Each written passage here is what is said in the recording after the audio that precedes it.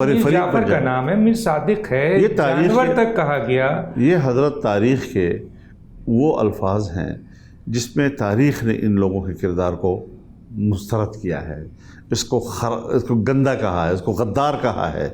آپ یہ اصطلاحات وہ کردار اپنے ملک میں منطبق کریں تو پھر اپنے اوپر منطبق کر لیں. آپ میں اتنے گنجائش موجود ہے ماشاءاللہ کہ اس پر میر جعفر کے اطلاق بھی ہو سکتا ہے، میر صادق کا بھی ہو سکتا ہے، اور جانور کا بھی ہو سکتا ہے، اور جو بھی. تو جہاں آپ پر خود یہ چیزیں منطبق ہو سکتی ہیں، آپ دوسرے کی طرف جانے کے تکلف لیکن کیوں سر کر ایک رہے ہیں؟ بہت ہی امپورٹنٹ ہے، جیسے ابھی آپ نے جغرافیائی تقسیم کے حوالے سے بات کی، معیشت اور سیاسی انریسٹ کی. اسی طرح ہم پڑھتے آتے ہیں دنیا کے بڑے بڑے ڈیفنس انالسٹ یا بڑے بڑے جو جرنلسٹ ہیں اور آپ کے جو لکھنے والے ہیں لکھاری، کہ کسی بھی ملک کو آج تباہ کرنا ہے تو اس کے لیے اب ایٹمی طاقت اور بڑی فوج کے بجائے دو امپورٹنٹ چیز ہے. ایک تو یہ ہے کہ آپ اس ملک کی معیشت کو تباہ کر دیں، اور دوسرا یہ ہے کہ اداروں اور عوام کو لڑا دیں. تو ہم تو وہی حالات دیکھ نہیں رہے ہیں سر. ریاست کی بقا کا مدار دو عناصر پہ ہے، ایک اس کی دفاعی قوت اور ایک اس کی معاشی قوت. آپ مثال کے طور پر دیکھیں کہ سوویت یونین وہ سپر پاور ہے دفاعی لحاظ سے، اور اب بھی ہے، اگرچہ وہ رشین فیڈریشن میں تبدیل ہو گیا، واپس سمٹ گیا ہے، لیکن اب بھی وہ سپر پاور ہے دنیا کا. لیکن معاشی لحاظ سے جب سوویت یونین کمزور ہوا تو اس کو سوویت یونین کی شناخت ہی ختم کرنی پڑی.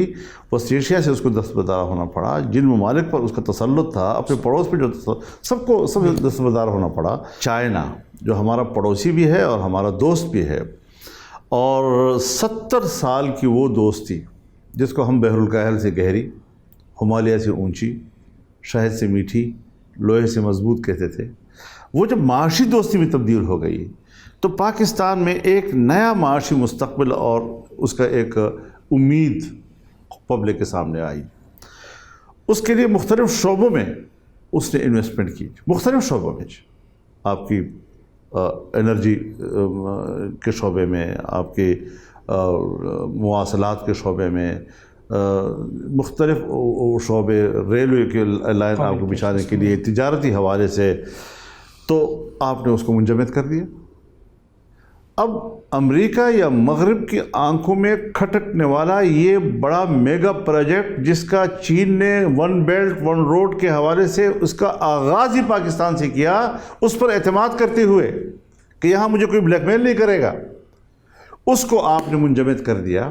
اور بات کرتے ہیں امریکہ کی مخالفت میں. پاکستان کی تاریخ میں پہلی مرتبہ ایک امریکن شہری کو آپ نے لا کر اسٹیٹ بینک کا چیئرمین بنا دیا، اور جس نے کہ پہلے مصر میں بیڑا غرق کر دیا تھا وہاں کی معیشت کا، اس کو لا کر آپ نے ملک کی معیشت کا. اور پھر کیا ہوا کہ آپ نے اسٹیٹ بینک کی قانون سازی کر کے اس کو با اختیار بنانے کے نام پر IMF کے حوالے کر دیا. آج وہ پاکستان کے پارلیمنٹ کو جواب دے نہیں، پاکستان کے پرائم منسٹر کو جواب دے نہیں، پاکستان کے کیبنٹ کو جواب دے نہیں ہے. ایک ایسی قانون سازی کہ جس کے تحت آج آپ کا اسٹیٹ بینک، آپ کو میں کہتا ہوں، میری معلومات یہ ہیں کہ جولائی 2019 سے، جبکہ ابھی یہ خود مختار نہیں ہوا تھا، یہ پاکستان کے ساتھ وابستہ تھا، پاکستان کو جواب دیا تھا، تب بھی اس نے اپنے ملک کو 1 روپیہ قرضہ نہیں دیا. میری معلومات یہ ہے. تو اب تو پاکستان کو کبھی قرضہ ہی نہیں ملے گا اپنے بینک سے. سو اس اعتبار سے جب آپ اپنے بینک کو IMF سے وابستہ کر لیتے ہیں تو آپ نے IMF کو اتنا طاقتور بنا دیا ہے کہ اب وہ اپنے شرائط آپ سے منوائے گا. جب چاہے آپ کو دیوالیہ ڈکلیئر کر دے، جب چاہے آپ کو وہ بلیک لسٹ کر دے. یہ اقدام بھی اسی دور میں ہوا ہے. سر سی پیک کا تھوڑا سا بتائیے گا کہ کیا آپ کی ملاقات بھی ہوئی ہے چائنیز سفیر سے؟ تو کہاں کھڑا؟ آپ کہہ رہے ہیں کہ جی یہ جو معاشی ہمارا ایک مستقبل تھا وہ 4 سال میں تباہ ہو گیا، اور کوئی کمرشل زون بھی اب تک ایکٹیو نہیں ہے جو بہت ہی امپورٹنٹ تھا. تو کیا اب یہ دوبارہ شروع ہونے جا رہا ہے؟ کیا ہوگا سر؟ تھوڑا سا مختصر. 2 چیزیں آپ کو بتا دیتا ہوں جی. ایک تو جو وہاں کے گورنمنٹ نے ایک لیٹر لکھا ہے پاکستان گورنمنٹ کو، وہ بہت حوصلہ افزا ہے، اور اس میں انہوں نے جتنے معطل محکمے تھے، جتنے منجمد پروجیکٹس تھے جی، جتنے معطل پروجیکٹس تھے، ان شعبوں میں دوبارہ کام شروع کرنا. اچھا ماشاء اللہ. نئے شعبوں کا ذکر کیا ہے اس میں کہ ہم اس میں بھی انویسٹمنٹ کرنے کے لیے تیار ہیں. یہ ایک امید افزا بات ہے، مثبت بات ہے. چائنا نے ہم سے منفی زبان میں بات نہیں کی ہے کہ آپ نے ہمیں یہ نقصان پہنچایا یا یہ نقصان پہنچایا، یہ نقصان پہنچایا. البتہ وہ پاکستان کے اندر ایک موافق ماحول ضرور چاہتے ہیں آپ سے.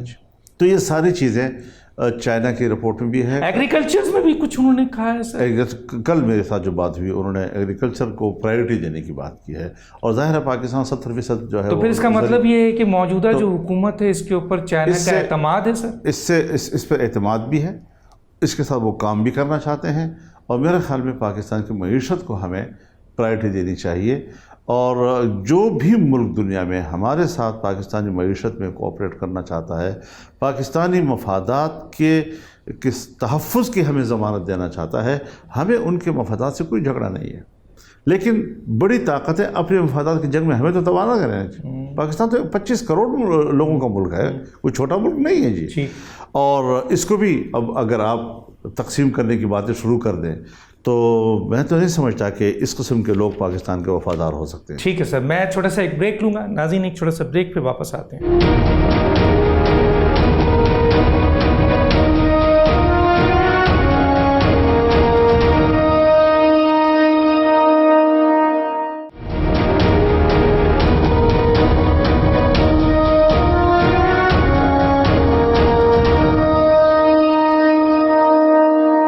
Welcome back. اچھا حضرت، یہ مجھے تھوڑا سا یہاں گائیڈ کرتے ہوئے پھر میں ذرا 2-4 اہم امپورٹنٹ پوائنٹس بھی ذرا لوکل ایشوز پہ. ایک تو اداروں کی تقسیم کے حوالے سے ذرا مجھے بتائیے، یہ بھی ایک بڑی سازش ہو رہی ہے. دوسری طرف اسلامی ملکوں کے حوالے سے بھی تقسیم کی بات کی جا رہی ہے، باضابطہ ایک سازش سامنے آ رہی ہے. اس کے اوپر تھوڑا سا مختصر. دیکھیے، آپ خود اس کردار کو دیکھیں کہ ایک اسلامی تنظیم کانفرنس جس میں تمام اسلامی دنیا بیٹھتی ہے، کوئی زیادہ بڑا کردار نہیں ہے لیکن کم از کم ایک گوشہ ہے کہ جس میں اسلامی دنیا بیٹھتی ہے. اس میں ایک لابی کے مقابلے میں ایک دوسری لابی تشکیل دینا، ملائیشیا میں اس کانفرنس کو، اور پھر اتنی طاقت بھی نہیں کہ وہاں جا سکے. وہ بھی آپ نے جی، تو اس کے اندر کی جو ارادے ہیں وہ تو سامنے آ گئے. اور بات ہے کہ وہ بے بس ہو گیا.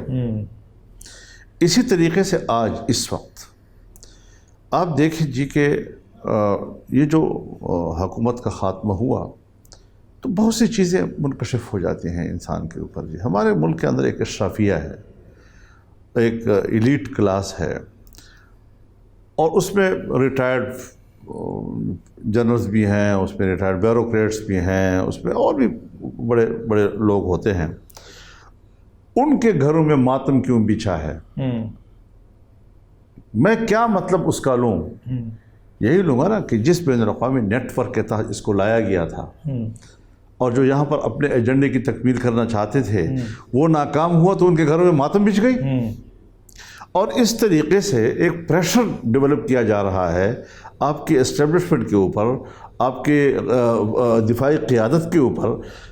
تو اگر اس ایریا کے اندر یہ پریشر ڈیولپ ہوتے ہوں تو اس کا معنی یہ ہے کہ وہ جو ہمارا ایک آخری امید ہوتی ہے وہ بھی آپس میں ڈیوائڈ نظر آ رہی ہے، اور باقاعدہ اس پہ اب بھی کام ہو رہا ہے. اب بھی لوگ متحرک ہیں، کچھ لوگ عمران خان کے لیے اس وقت بھی متحرک نظر آ رہے ہیں. تو یہ چیزیں ہم نے قومی وحدت کی بنیاد پر ایک کرنی ہے. اسی لیے ضروری ہے آج کہ جو حکومت میں اس وقت ہیں، چاہے یہ ہم اس کو ایک عبوری حکومت کہیں یا جو بھی کہیں، تھوڑی مدت کے لیے ہو، لیکن ہمارا اس وقت باہمی اتحاد ضروری ہے.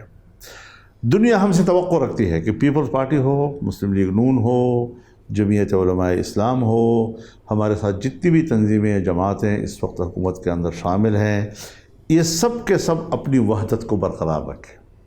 یہ ایک قومی وحدت کا اظہار ہوتا ہے، اور اس کو شکست دینا کوئی آسان کام نہیں ہے.